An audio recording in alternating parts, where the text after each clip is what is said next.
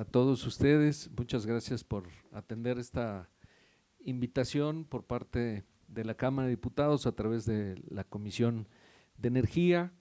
Un servidor, Manuel Rodríguez González, diputado federal de Tabasco y presidente de la comisión. Les doy la más cordial bienvenida a todas y a todos y por supuesto a el panel que me acompaña este día. Es un honor para mí que estén aquí en esta ocasión y son pues eminentes personalidades del ámbito académico, del servicio público, comprometidos con la promoción y difusión del acontecer del sector eléctrico. Por un lado está el licenciado Luis Miguel Martínez Ansúrez, bueno, no sé si es doctor, seguramente lo es, presidente del Instituto Nacional de Administración Pública, editor de la revista que aborda la temática relacionada con la política eléctrica del país. Sea usted bienvenido a este recinto legislativo de San Lázaro. Por otro lado, los funcionarios de la Comisión Federal de Electricidad, que a lo largo de su trayectoria como servidores públicos han amalgamado la teoría y la praxis, la academia y el servicio público, especialistas que comparten sus conocimientos para darnos a conocer de manera objetiva, profunda y clara el estado actual del sector eléctrico, así como sus retos y perspectivas. Me refiero a Rubén Cuevas Plancarte, Carlos Andrés Morales Mar y Mario Morales Bielmas, que sean una vez más bienvenidos a la Cámara de Diputados.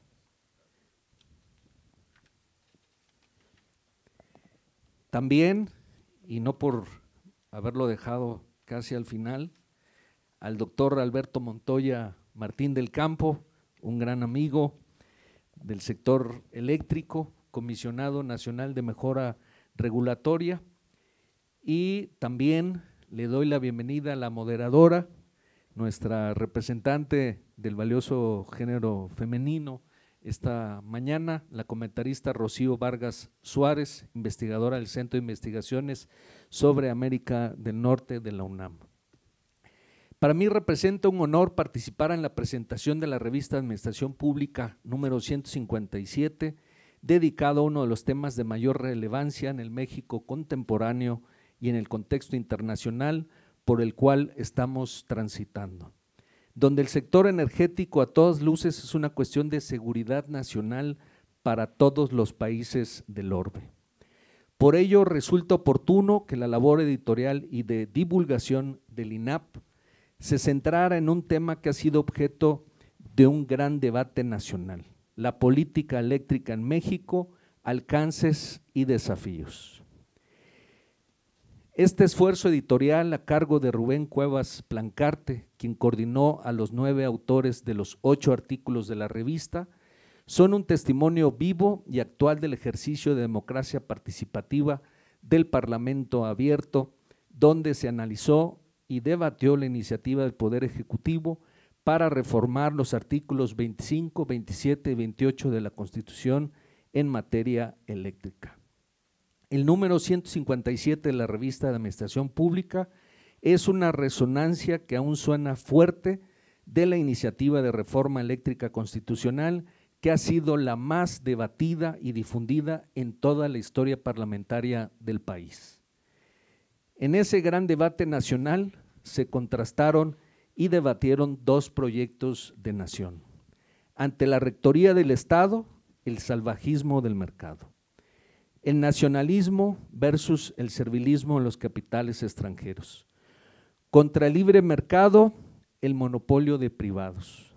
Ante la prestación de un servicio público con vocación social, el negocio de unos cuantos. Ante el bien común, el interés de los capitales privados.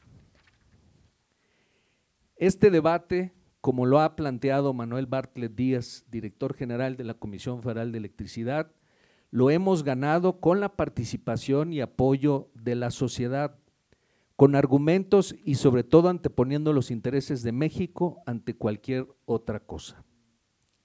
La crisis energética de Europa que sacude a todo el mundo le ha dado la razón al paradigma de la política energética del gobierno del presidente Andrés Manuel López Obrador, donde la generación de electricidad no tiene un fin de lucro, sino de servicio y forma parte de la seguridad energética y seguridad nacional.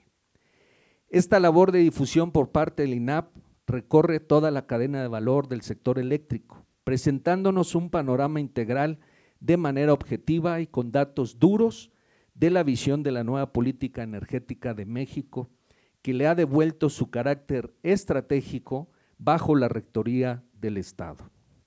De esta manera, los temas abordados van desde los mecanismos de transferencia de recursos públicos al sector privado, el mercado paralelo del autoabasto, la labor titánica para llevar a cabo el rescate de la Comisión Federal de Electricidad, la política eléctrica actual y su impacto administrativo en la CFE, así como un análisis de la iniciativa de la reforma constitucional de 2021 y propuestas para construir consensos orientados a lograr la sostenibilidad del sector eléctrico atendiendo el interés nacional.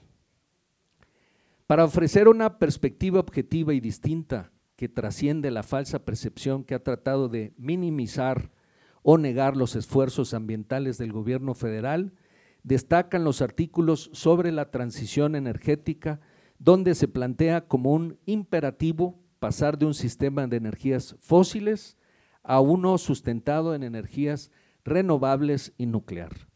Por último, quisiera hacer hincapié en el artículo de Miguel López López, mecanismos de transferencia de recursos públicos al sector privado en el sector eléctrico mexicano, donde expone cómo las afectaciones por fraude a la ley por parte de las sociedades de autoabasto asciende a casi 500,000 millones de pesos y el daño económico al erario por los 34 contratos de hasta 30 años con productores independientes de energía, concentradas en 11 empresas extranjeras, ascienden a más de 104,000 millones de dólares. El autor concluye que este mecanismo de sangría financiera y abusos contractuales llegará a su fin con la instrumentación de las reformas de la Ley de la Industria Eléctrica, ya que una vez declarada constitucional por la Suprema Corte de Justicia, adquiere plena validez los artículos 4 y 5 transitorios que prevén la posibilidad de revocar permisos obtenidos en fraude a la ley, así como revisar, renegociar o terminar contratos suscritos con productores independientes. Este esfuerzo de reflexión al que hoy nos ha convocado la revista de Administración Pública sobre un tema de vital importancia continuará abonando al debate documentado sobre el sector eléctrico nacional. Con ello estoy seguro que en el futuro más ciudadanos participarán de manera informada en la toma de decisiones que propiciarán un servicio eléctrico sustentable y con precios asequibles para toda la población. Muchas gracias y nuevamente bienvenidos a todos.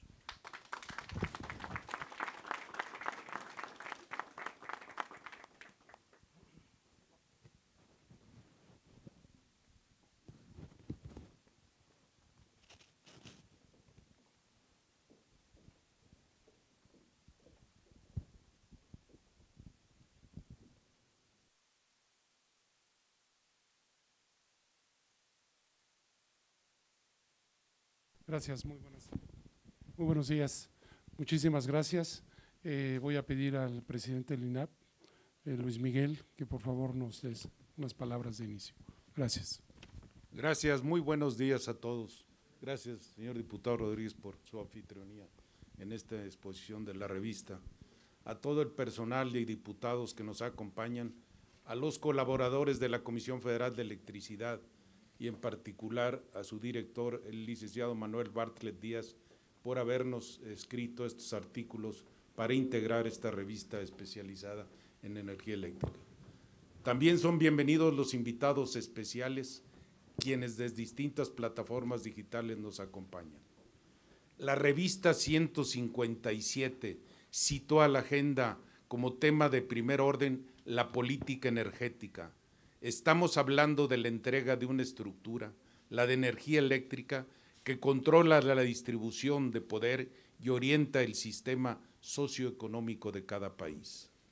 La iniciativa de reforma de los artículos 25, 27 y 28 de la Constitución Federal, también llamada reforma energética, nos dio la oportunidad de evaluar los resultados de la reforma energética 2013, considerando evidencias sustanciales y objetivas más allá de posturas dogmáticas o falacias.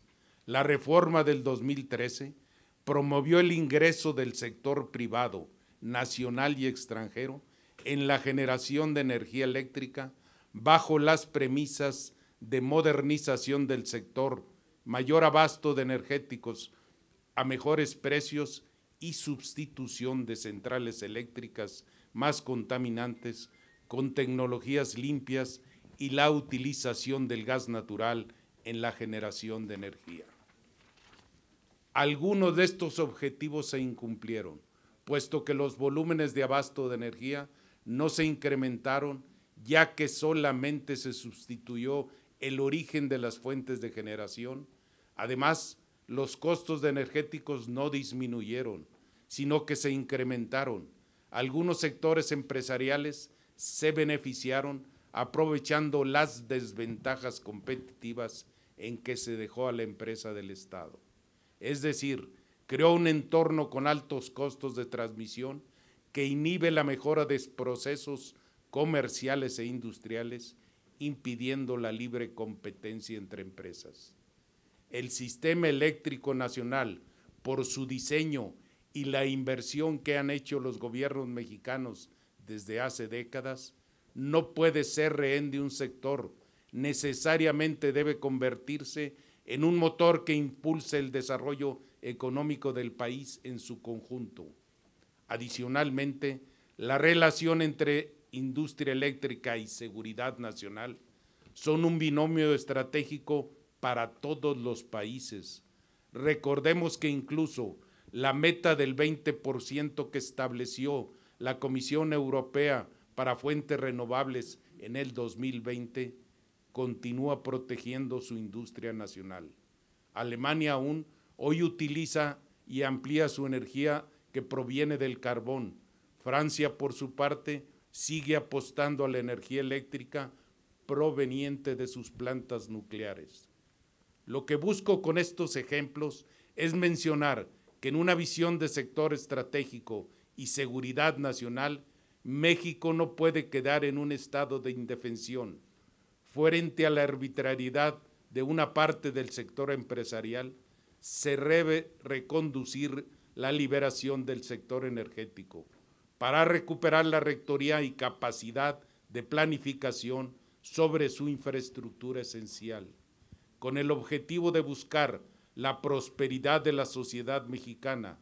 Esta discusión no es un tema menor y debe analizarse en función de lo que le convenga más a la nación, puesto que también es un tema de seguridad nacional. Debemos mencionar que la Comisión Federal de Electricidad debe modernizarse, transformarse. Ahora bien, esa modernización debe implicar la producción y reproducción de capacidades orientadas a crear y fortalecer las instituciones necesarias para generar las políticas públicas en materia de política eléctrica. En este sentido, uno de los productos más acabados de la modernización es el sistema de capacidades de gobierno que son necesarias para regular, coordinar y estimular el desenvolvimiento de los elementos constitutivos de la Comisión Federal de Electricidad. La modernización administrativa comprende para la CFE transformaciones en el aparato administrativo.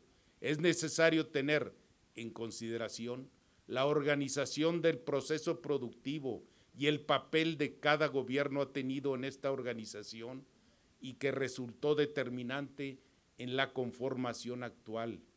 La modernización administrativa debemos considerarla como un proceso permanente que persigue incrementar la eficiencia y la eficacia de la CFE en la consecución de los objetivos del Estado, tanto en los coyunturalmente resulten prioritarios como en los que son consustanciales a su propia existencia. Por otra parte, puesto que la administración pública no existe en el vacío, sino que forma parte del sistema social global y refleja los valores de dicho sistema, no debe concebirse a la modernización como un fin en sí misma, sino que se debe considerar como un medio para alcanzar los fines que se proponga la sociedad. Por eso es necesario que el Estado asuma la responsabilidad de dirigir y orientar el crecimiento de este país. Es fundamental que el Estado, como garante de la soberanía, reconfigure la política eléctrica para que el sistema económico en su conjunto se beneficie, asegurando que el equilibrio entre la pluralidad de actores de la sociedad mexicana. Muchas gracias.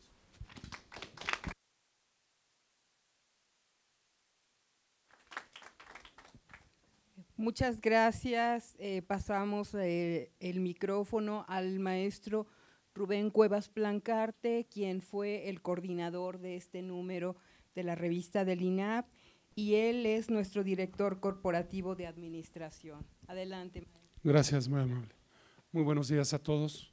Muy buenos días, presidente. Agradezco la hospitalidad de esta Comisión de Energía de la Cámara de Diputados, representada aquí con el diputado Manuel Rodríguez González, habernos permitido exponer aquí la temática referente a la política eléctrica actual y su impacto en el ámbito administrativo, que es lo que me corresponde como director corporativo de administración en la CFE.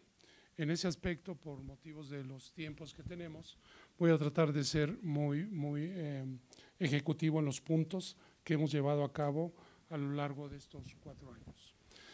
Asimismo, saludamos al presidium, al presidente Luis Miguel Martínez Ansúrez, presidente del INAP, así como a Rafael Martínez, que está aquí presente. Rafael Martínez es el director de la Escuela Nacional de Profesionalización Gubernamental del INAP, quien tuvieron la fortuna de que nos solicitaran la coordinación de esta revista. Muchas gracias, en el cual esperamos que esta revista tenga el impacto suficiente hacia la población de lo que se pretende que conozca a través de los expertos que estuvieron dentro de esta revista, la número 157. Perdón. Así tenemos que comentarles que el licenciado Manuel Bartlett, director general de la Comisión Federal de Electricidad, ha señalado que esta revista es el medio para la divulgación de la libre investigación, la discusión y crítica de los problemas de México, así como para el planteamiento de las propuestas de mejora y desarrollo de nuestro país. El licenciado Bartlett ha señalado que es tarea de todos lograr la soberanía energética, donde el Estado pueda planear y dirigir el sector eléctrico, a fin de garantizar las tarifas eléctricas accesibles para la población y tener una mayor justicia social. También señala que es indispensable evitar un futuro donde solamente dominen los intereses económicos de unos pocos sobre la mayoría. Así, tenemos que, con la estricta separación legal que se dio en CFE en 2013, se dividió el control que había a nivel central, se diseminó en diferentes empresas subsidiarias, se pulverizó los procedimientos de contratación. Cada área realizaba sus procedimientos, por lo que no imperaba la transparencia en adquisiciones, en recursos humanos, en informática y en bienes inmuebles. Se procedió, por lo tanto, a realizar una reforma a las normas. Ustedes han sido protagonistas de los cambios que ha habido de las leyes propuestas a nivel del Ejecutivo Federal y de la nueva política eléctrica, centrada en la recuperación y fortalecimiento de la CFE. El director general, el licenciado Manuel Bartlett, recibió la instrucción por parte del presidente de rescatar la CFE y fortalecerla. Sobre esto, los impactos ya podemos verlos. en algunas acciones relevantes que se han dado en materia de transparencia, de rendición de cuentas, de eficiencia y de integridad pública. Mencionaré algunas políticas y acciones que se han llevado a lo largo de estos 4 años. En materia de combate a la corrupción, mediante la política de tolerancia cero a la corrupción, la innovación en los procesos de adquisiciones, la inversión en talento humano, la promoción de la ética y la integridad pública, el control y seguimiento de la obra pública también, que llegamos a hacer modificaciones importantes cuando las propias áreas eran juez y parte, logramos hacer una división ahí para que hubiera un mejor control interno. En el patrimonio inmobiliario también se han hecho reformas y en el resguardo de la memoria histórica y los archivos, entre otros. Asimismo, en materia administrativa, hemos dado seguimiento a los programas anticorrupción, a las estrategias implementadas. Y gracias a estos cambios que se han dado en materia de adquisiciones, de obra pública y de combate a la corrupción, a la fecha en que se cerró la información de esta revista, se tenían ahorros generados por 25,294 millones de pesos, derivado de esas acciones concretas que se han llegado. Y como paréntesis, al mes de septiembre de 2022, se cuentan con unos ahorros de 30,140 millones de pesos con las acciones que se han realizado. Esta cantidad es superior al presupuesto asignado en el 2022 a las Secretarías de la Función Pública, de Economía, de Gobernación y Relaciones Exteriores. Asimismo, hemos transformado este modelo de contrataciones mediante la reestructura de una nueva subdirección de contratación y servicios.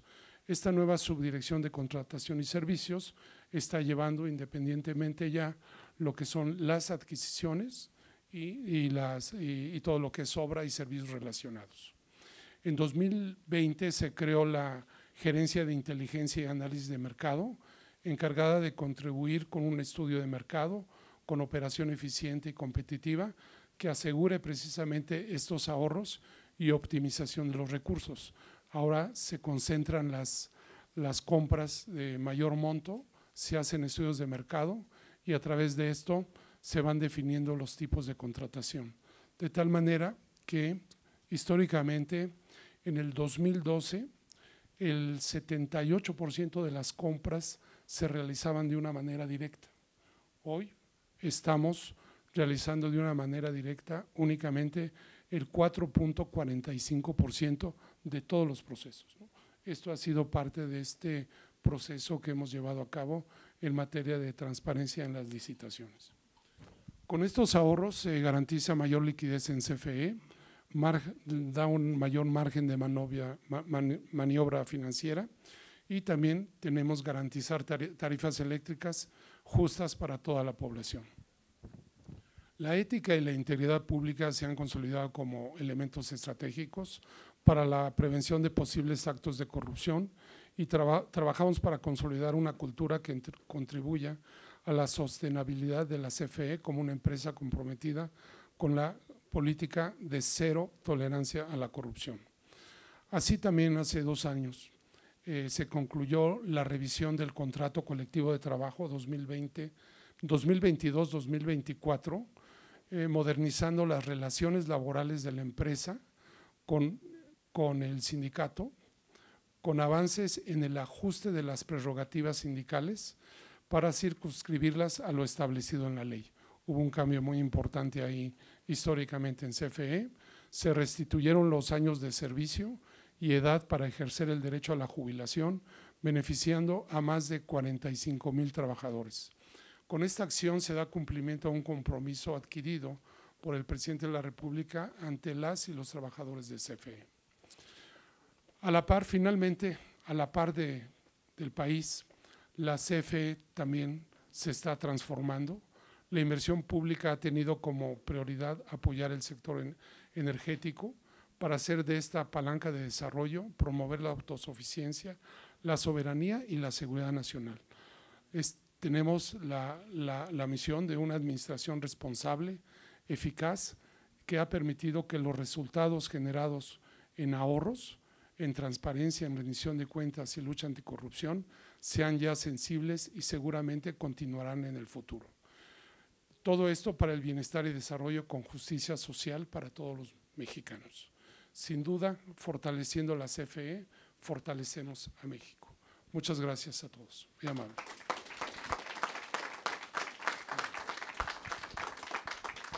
Muchas gracias, maestro Cuevas Plancarte. Damos el micrófono al ingeniero Mario Morales Bielmas, quien es director general de intermediación y contratos legados de la comisión. Muchas gracias. Muy buenas tardes a todos los presentes en este recinto de la Cámara de Diputados. Diputado Manuel Rodríguez, gracias por esta invitación. Saludo de igual manera al doctor Luis Miguel Martínez, presidente del INAP, y a mis compañeros ponentes.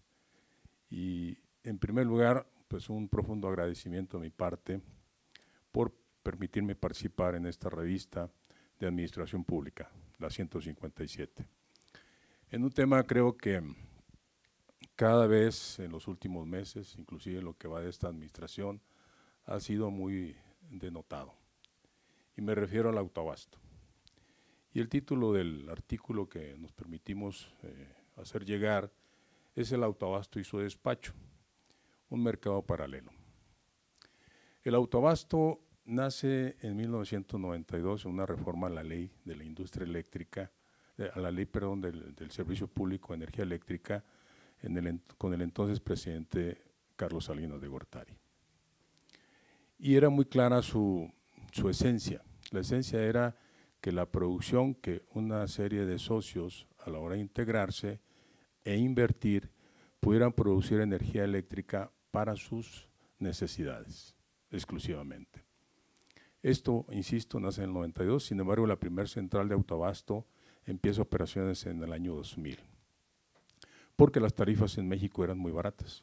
Entonces empezó un incremento sistemático durante esos años hasta llegar a un punto donde era conveniente participar con este tipo de inversiones. En un principio estuvo orientado a los grandes corporativos que había en México, de lo que era la industria minera, la industria cementera en forma particular, y cementera también, y de esta manera estos grandes corporativos podían obtener beneficios a partir de producir energía eléctrica bastante competitiva.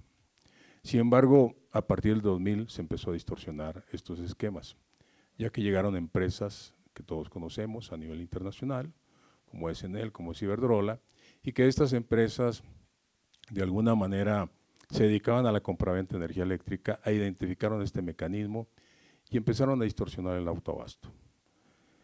Actualmente tenemos 228 centrales en autoabasto, 106 hemos evaluado y analizado en escritorio son autoabasto ilegal o simulado. ¿Qué sucede con el autoabasto? Es una central eléctrica que obtiene un permiso de generación. Sin embargo, esta central eléctrica está ubicada en alguna parte del país y como pertenece a una sociedad que va a producir energía eléctrica para proporcionarla a sus socios, obviamente los socios pues están dispersos en el país. Puede ser la industria cementera, acerera y minera. Sin embargo, este esquema origina formal y obligadamente celebrar un contrato de interconexión. Este contrato de interconexión lo tiene que celebrar con la CFE para poder trasladarse, es una especie de carreteras, las líneas de transmisión y distribución, trasladar la energía desde el punto donde se genera, donde se produce la energía eléctrica de esta central de autoabasto a cada una de sus cargas. Podemos estar generando en San Luis Potosí y estar enviando energía eléctrica a Yucatán, por ejemplo. Esto ocurre mucho con los OXXOs, por ejemplo, que son parte de esta distorsión de esta sociedad de autoabasto y otros, Farmacias de Guadalajara, 7-Eleven, etc. Entonces, el esquema inicial y formal tenía toda la claridad para poder operar como una sociedad de autoabasto y beneficiarse a través de este esquema. Con esta distorsión y con una serie de modificaciones que se presentaron en el 2010 donde se dan a conocer costos del transporte muy regalados, menos del 10% están pagando en este momento por el transporte de estas empresas. Entonces esto hace que alguien tenga que pagar ese transporte. Y ese transporte lo pagan actualmente la CFE, en principio a través de suministro básico, pero el suministro básico lo hace y lo entera a la CRE. Entonces la CRE lo integra como parte del costo de la tarifa de usuario final, y este costo lo venimos pagando todos los mexicanos. O sea, todos los mexicanos a la hora de pagar en nuestros recibos, pagamos el subsidio, entre comillas, ilegal que se genera con el transporte de la energía eléctrica de estas sociedades de autoabasto ilegales, que prácticamente las han estado integrando empresas, grandes corporativos internacionales que se dedican a la compraventa de energía eléctrica, como es Iberdrola, como es Enel. Entonces, aquí es muy importante tener muy en claro que no es justo que los mexicanos estemos pagando un subsidio que origina incremento de utilidades muy desproporcionadas para estas empresas. Por eso le hemos llamado a estas sociedades de autoabasto, sociedades que están en un mercado eléctrico paralelo. En el año 2013, todos sabemos que se crea una reforma a la Constitución, se implementa una reforma a la Constitución, y esta reforma a la Constitución, en diciembre del 2013, tenía la finalidad de crear la legislación correspondiente para que en México hubiera un mercado eléctrico mayorista. ¿Qué quiere decir? Que hubiera competencia. Esa era la finalidad aparentemente. Sin embargo, 6 meses antes de este diciembre del 2013, se crea y se inserta una nueva área en el Poder Judicial. Y me refiero a los juzgados de competencia y tribunales de competencia. Estos se iban a dedicar a revisar y analizar todos los aspectos relacionados con la competencia que hubiera en el país, en todos los sectores. Y al mismo tiempo se crea una modificación en el artículo 28 para crear la COFECE. Entonces estos dos órganos se iban a encargar de todo lo que era y estuviera relacionado con la competencia de los diferentes sectores productivos del país. En el caso del autoabasto, a pesar de haber originado en el 92, cuando se publica la ley de la industria eléctrica en agosto del 2014, en los transitorios nos vamos a encontrar con la protección plena y total de todas las centrales de autoabasto, de todos los contratos de interconexión, le llamaron legados, en sus condiciones originales, de tal manera que quedaron protegidos y no participan en la competencia. No hay una participación directa en la competencia. La competencia hoy en el mercado de corto plazo, que originó la reforma del 2013, es una competencia solo de costos variables entre las diferentes centrales y tecnologías ofertando sus costos para producir la energía eléctrica. Sin embargo, las sociedades de autoabasto no compiten, son despachadas en prioridad, independientemente de si son energías renovables o energías originadas o producidas a través de combustibles fósiles, son prioridad en el despacho del autoabasto. Por eso el título de este artículo, donde la sociedad de autoabasto realmente es un mercado paralelo y nosotros le decimos un mercado sucio o negro paralelo porque realmente no está compitiendo y está afectando a los bolsillos de los mexicanos. Los jueces en su momento, a partir de los amparos que fueron promovidos por cada uno de los interesados en este sector, ellos de alguna manera otorgaron estos amparos y no solo dieron las suspensiones provisionales y definitivas, sino inclusive ya han estado resolviendo en favor de los privados.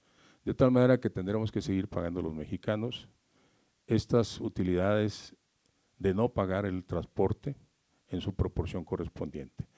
Este es a grandes rasgos el tema del artículo, sería interesante leerlo, está muy detallado el mismo, sin embargo es un tema importante que ha dejado muy en claro la intención de esta reforma energética que no le ha beneficiado a México para nada.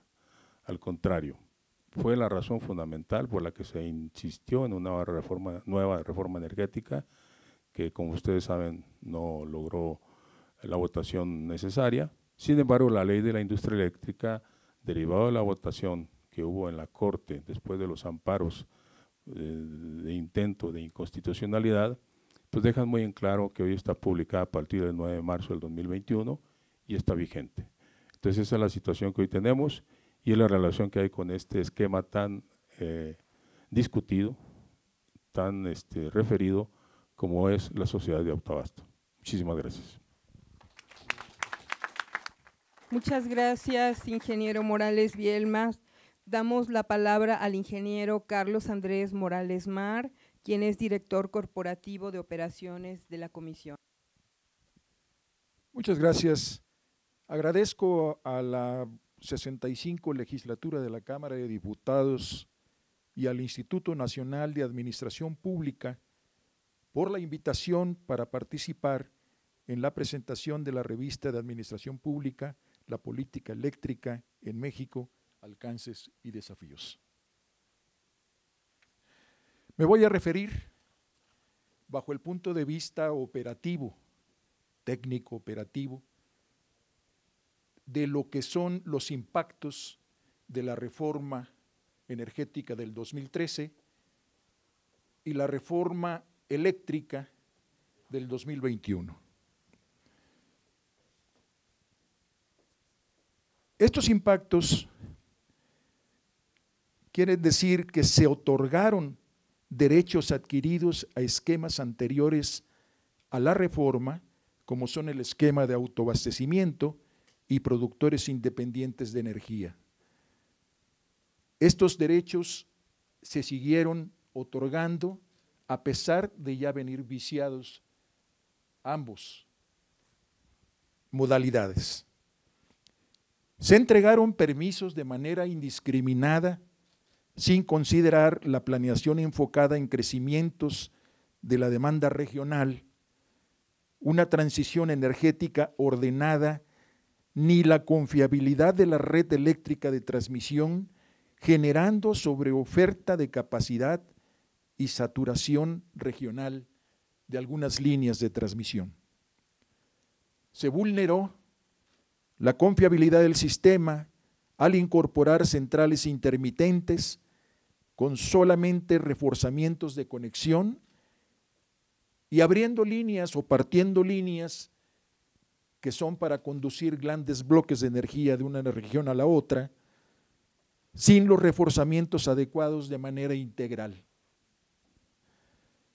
Se dejó el papel para la CFE del sustento y respaldo del sistema eléctrico nacional, aplicando servicios complementarios como flexibilidad para el respaldo, flexibilidad de operación, tensión, regulación de frecuencia, etcétera, los cuales no son reconocidos ni tampoco remunerados.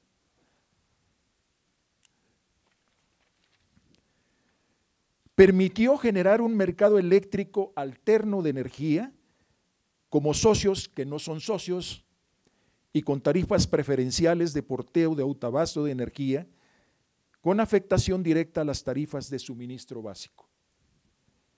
Se entregaron permisos alternos a productores independientes de energía para venta de energía, los cuales deberían entregar la totalidad de su capacidad y generación a la CFE. Se generó un mercado eléctrico que solo genera grandes rentabilidades privadas sin beneficio a la población. No disminuyeron las tarifas para los consumidores.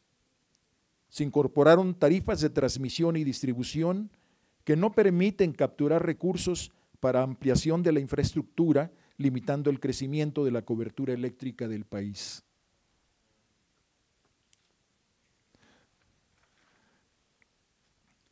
Hay un principio básico de la planeación, que es instalar la generación donde está el consumo.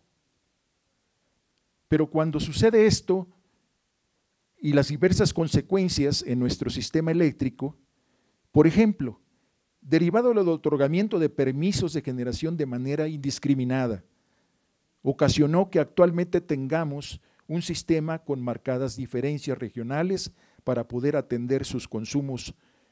Como ejemplo tenemos la región oriental tiene un superávit de generación del 33% respecto a su consumo. La noreste, con un superávit del 17% de generación respecto a su consumo. En contraste, hay regiones altamente deficitarias para atender su consumo, por la región occidental, con un déficit del 38%, como podrán ver en la lámina 9, y la peninsular con un déficit del 36%. Esto conlleva a una interdependencia de las regiones con superávit y deficitarias, lo cual genera congestión de la red nacional de transmisión, que a su vez puede causar interrupciones en el sistema eléctrico.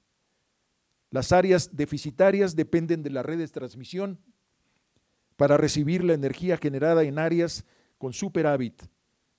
Podemos observar que el consumo de energía del área occidental es suministrado principalmente por el área noreste.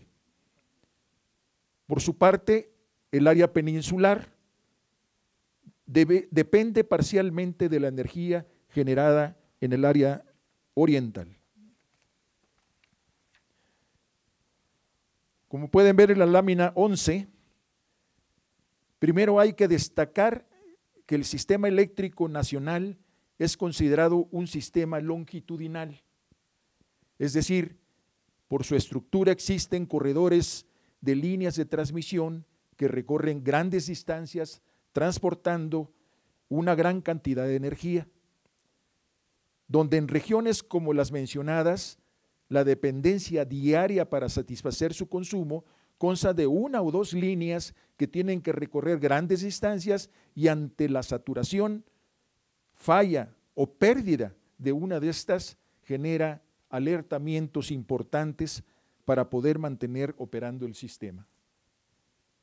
Adicional a esto, y al no haber tenido una planeación basada en mantener la confiabilidad del sistema, provocó una elevada penetración de energía fotovoltaica y eólica que son intermitentes, concentrándolas en algunas regiones del país, y esto vulneró la seguridad y la confiabilidad del sistema, creando desbalances por tener que transportar grandes bloques de energía entre regiones a grandes distancias.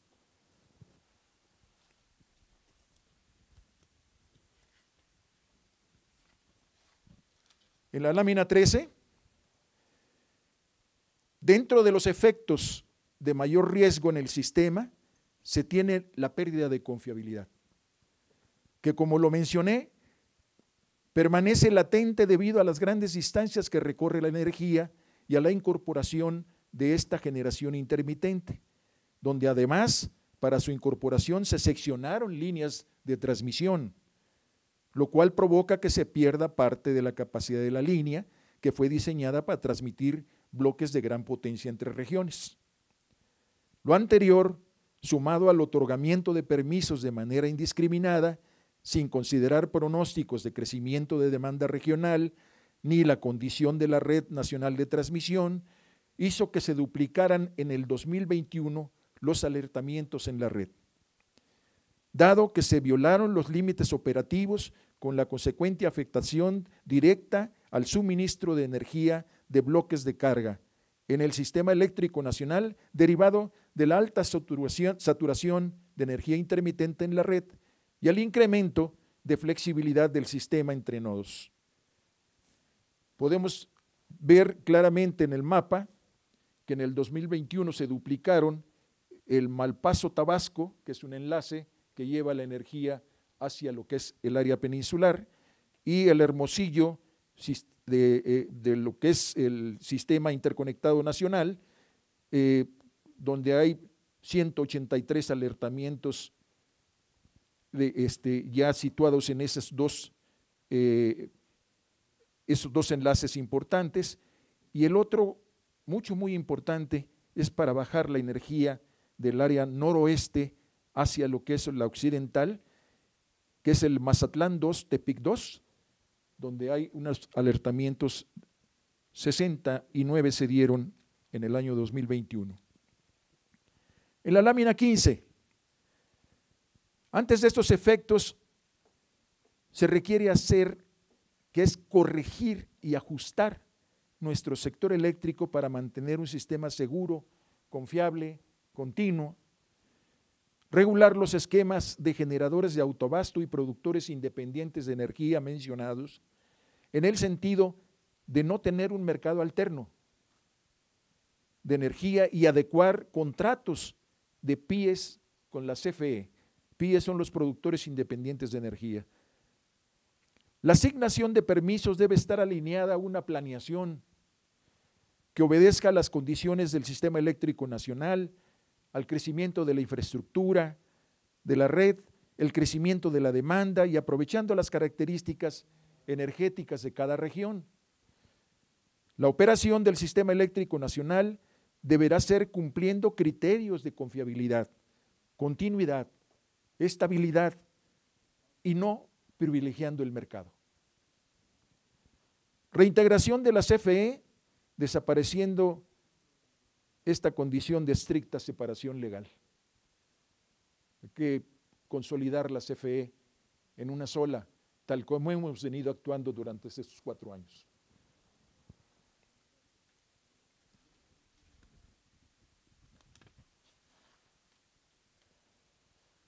Asimismo, el reconocimiento económico de los servicios adicionales, que nosotros los llamamos servicios conexos, que brindan seguridad y confiabilidad al sistema eléctrico nacional. Tarifas de transmisión y distribución que tomen en cuenta la operación, el mantenimiento y la infraestructura, que permita hacer la inversión necesaria para su desarrollo y crecimiento.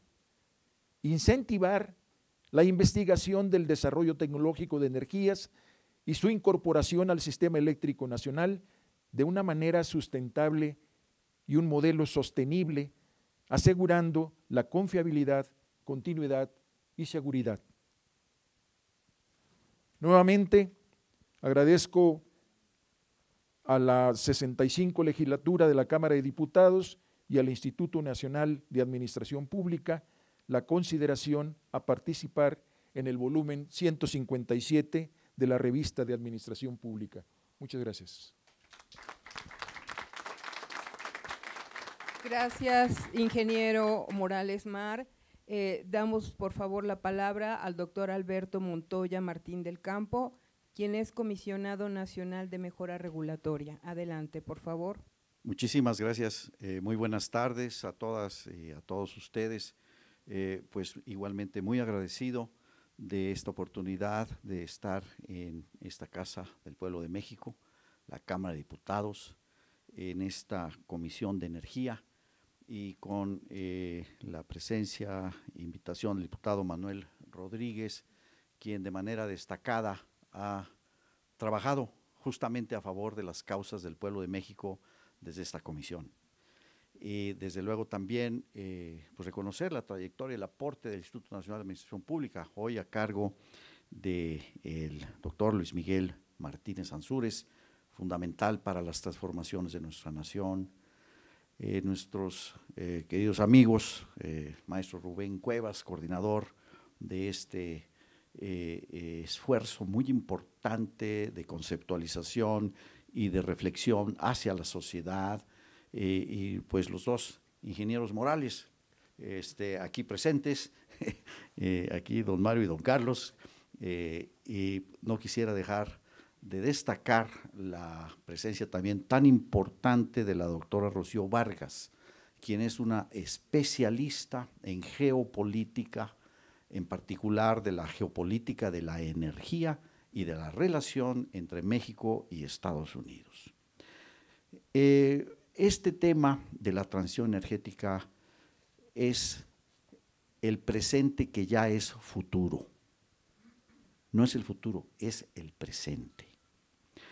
La evidencia científica de la acumulación de gases resultado del sistema energético fósil desde 1850 ha demostrado un aumento del 1.2 grados centígrados respecto de ese año, y que es esa realidad una amenaza a la supervivencia de la vida si no se detiene. Y eso es algo absolutamente demostrado. De hecho, si no se detiene rápidamente en las siguientes 2 décadas, será imposible que no se alcancen 2 grados centígrados en el 2050.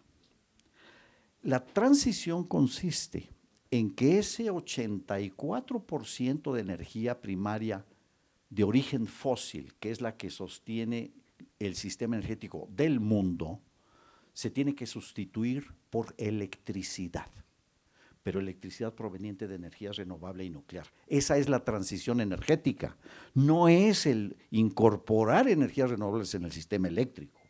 La transición consiste en que toda la energía primaria fósil se tiene que sustituir. Y hoy es 84% en el mundo y 87% en nuestra matriz energética en México. ¿Cómo hacerlo y bajo qué principios? La autosuficiencia y soberanía energética, principio político que estableció el señor presidente Andrés Manuel López Obrador, es el criterio que hoy está adoptando el mundo entero, y especialmente ante el contencioso Rusia-Ucrania. Por esa razón, la instrucción y su política ha sido el rescate de Pemex y de la Comisión Federal de Electricidad, y que han sido de manera clara, contundente, conducidos bajo esta concepción del señor presidente López Obrador por la secretaria Rocío Nale, el señor director de Pemex, don Octavio Romero, y por supuesto, don Manuel Bartlett, con una historia y trayectoria clara en este posicionamiento. La electricidad no es un sector económico, es la actividad tecnológica, social, política y estratégica del sistema energético del siglo XXI y del futuro de la humanidad. La humanidad solo tendrá como sistema energético la electricidad. Y por ello, la electricidad está implicada en todo proceso humano. Esta comunicación, esta iluminación, el transporte, la vida productiva, la industria, las instituciones. Nada es pensable sin electricidad. Es el sistema energético del futuro. Y por lo tanto, es también la base de la transformación económica del mundo, desde lo financiero hasta lo cultural. Y como consecuencia de ello, la Rectoría del Estado sobre los sistemas energéticos, tanto fósil, que es el que actual tenemos, como sobre el eléctrico, es absolutamente irrenunciable. Y esta rectoría es determinante como posicionamiento ante las potencias económicas. Y por lo tanto el Estado debe regular la forma, condición y alcance de la participación de los particulares y garantizar el bien público, el bienestar universal y la soberanía. Por lo tanto, la Rectoría del Estado es la única condición para que el Estado pueda garantizar derechos humanos al trabajo, a la salud, a la educación, en todo lo demás. Es el soporte de toda soberanía, hoy y en el futuro. La propaganda ha convencido a la población en México y en otras partes del mundo de que los países subdesarrollados somos los causantes del cambio climático. Los responsables son las grandes potencias. Estados Unidos es responsable del 20% del cambio climático del mundo. México, 1.2. Y, por lo tanto, no se tiene ninguna autoridad moral de ninguna potencia sobre una política de autosuficiencia y soberanía, que en el caso de la primera fase, la capacidad de producir combustibles le permitirá a México ahorrar la importación de 400,000 millones de dólares de combustibles en los próximos 20 años. Entonces no se cuestionaba una política supuestamente fósil, combustóleo, no. Lo que se quería era mantener un negocio de 400,000 millones de dólares de exportaciones de gasolina de Texas a México. Entonces, Esto es muy importante que lo tengamos claro y con perspectiva hacia el futuro sobre cuáles son las cuestiones que debemos mantener. ¿Cuál es el principio también que debemos sostener? Cada nación debe hacer su propia transición energética y debe hacerse responsable de sus propias emisiones. Y esto me parece que es fundamental en las negociaciones necesarias a nivel global.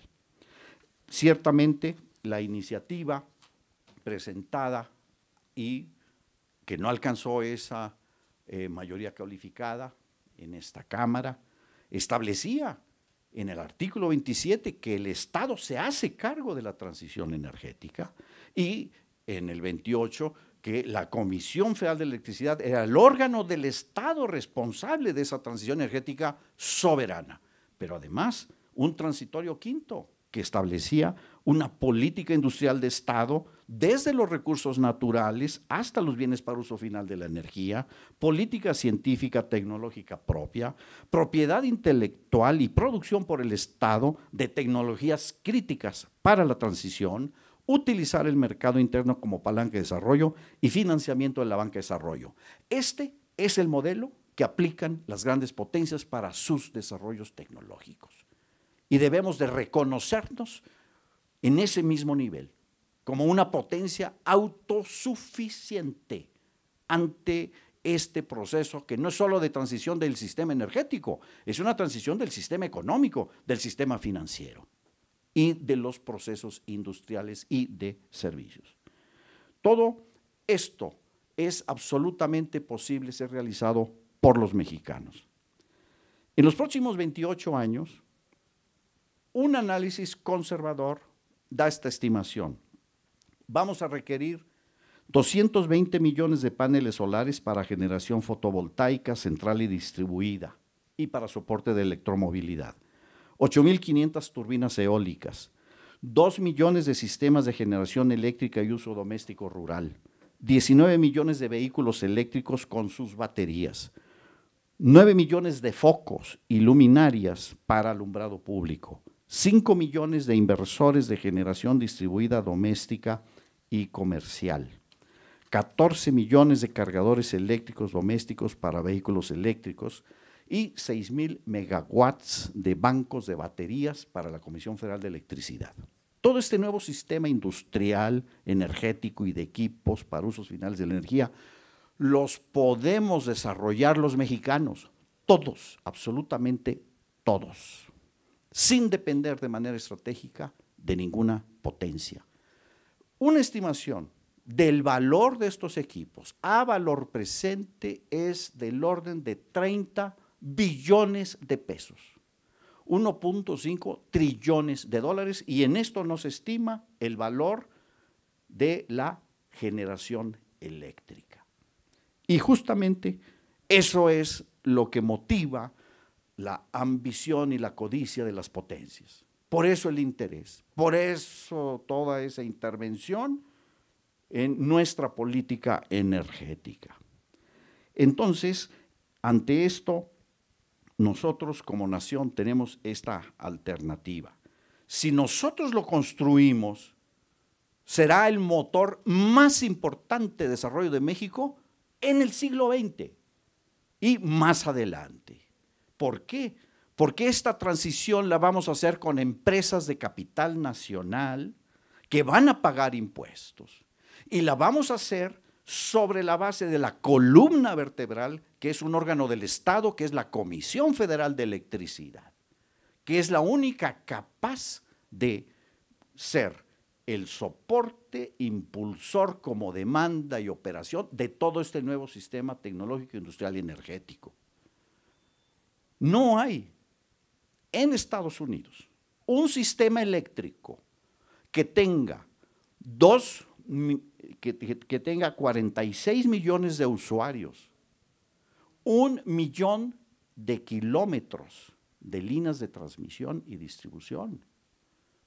No lo hay en Estados Unidos, hay muchos otros pequeños. Entonces, tenemos que dimensionar lo que significa la transición energética y asumirlo como un derecho absoluto de soberanía y desarrollo del pueblo de México.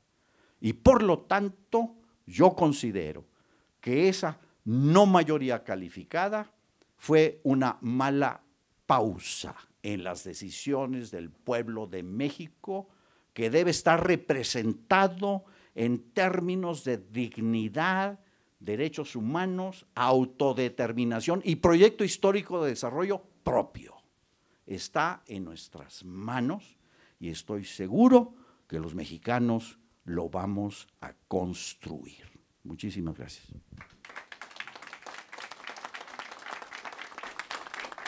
Muchas gracias, doctor Montoya. Me voy a permitir hacer algunos comentarios finales, básicamente desde el punto de vista académico, para destacar algunos aspectos que me parecen muy importantes y que pueden darnos una idea de la importancia de la obra que hoy está en nuestras manos y de la que hemos estado platicando.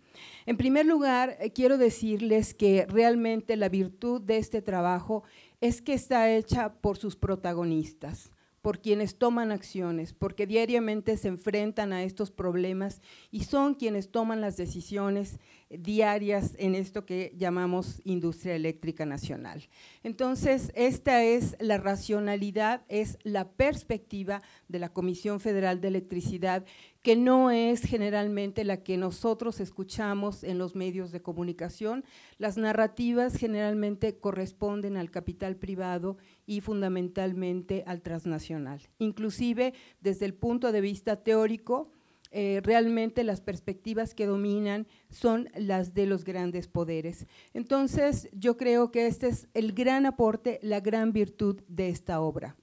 En segundo lugar, yo creo que a un recinto como este le puede interesar mucho este trabajo, porque básicamente nos permite vincular lo que es, digamos, el aspecto legal, las leyes, el aspecto regulatorio, con la estructura de producción, con lo que es la industria eléctrica, sobre todo en un contexto de crisis energética como la actual. Ahorita escuchábamos a alguno de nuestros ponentes hacer esta vinculación entre sistema eléctrico y toda la cuestión del poder. Creo que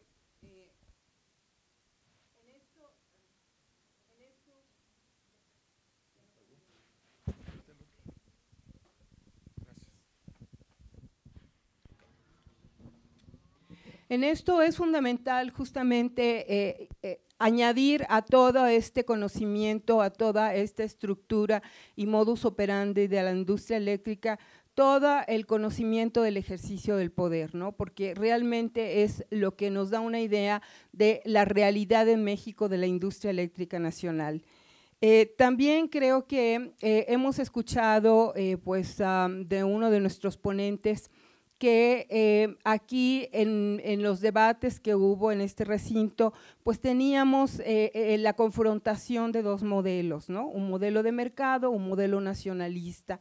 Pero yo creo que una de las grandes conclusiones que nos permite sacar la lectura de esta revista es que en realidad esto que fue el objetivo de la reforma energética del 2013, que es el modelo de mercado, es exactamente lo que no existe.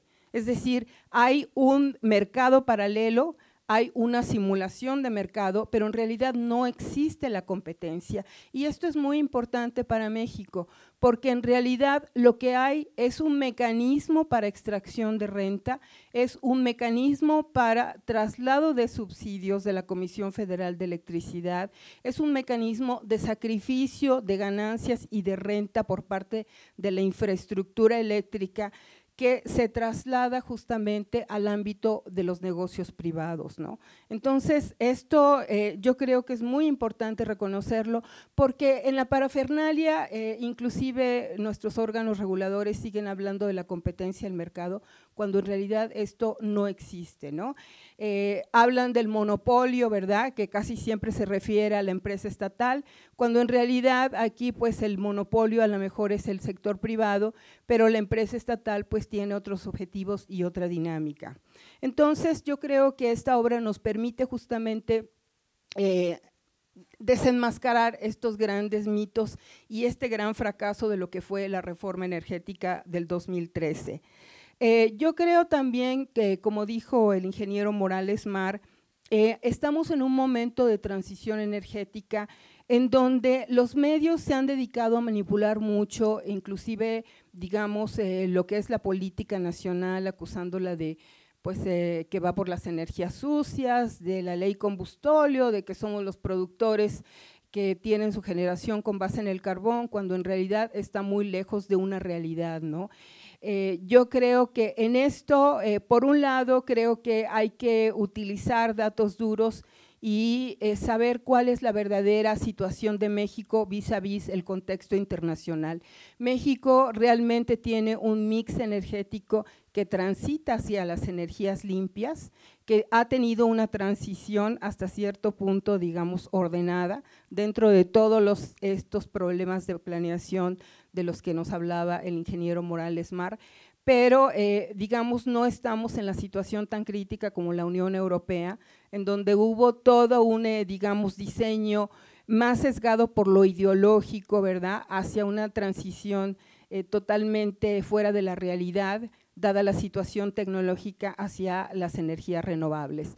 Creo que esto hay que tenerlo muy claro en México, que se requiere planeación, que es necesaria esta transición de la que nos hablaba el doctor Montoya, pero sí se requiere esa armonización, ¿verdad?, hacia, digamos, implementar, hacia reducir realmente lo que es el objetivo, que son los gases de efecto invernadero, y no nada más la implementación de la energía eólica y la solar como si fueran las únicas renovables.